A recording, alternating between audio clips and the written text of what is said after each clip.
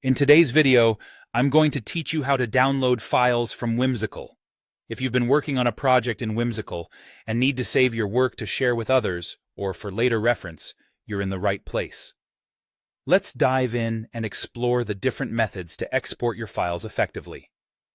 First, you'll need to open the file you're working on in Whimsical, whether it's a board, diagram, or document. Once you've ensured that your file is open and ready to go, turn your attention to the top right corner of the screen. Here, you'll find the Share button. Go ahead and click on it.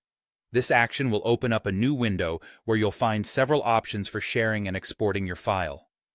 Next, switch to the Export tab within this dialog. Here's where the magic happens. You'll see a few options laid out for you.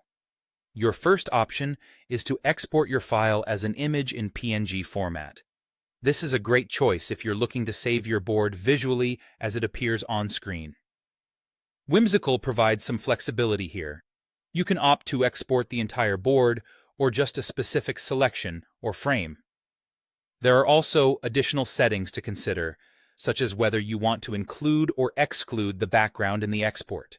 Plus, you can decide on the resolution by choosing a 1x or 2x size, depending on how detailed you need your image to be. If you're handling a document, another excellent option is to print or save it as a PDF. This is particularly useful for sharing text-heavy projects or presentations, ensuring that your layout remains consistent and your content is easy to distribute in a universally accessible format. For those who are working with specific types of boards, there's an interesting feature available: exporting as SVG, which is a scalable vector graphic. This option, however, is a bit experimental. To test it out, you'll need to append SVG to the board URL in your browser. SVG files are highly versatile, especially if you plan to edit your graphics further in a design tool, given their scalability without loss of quality.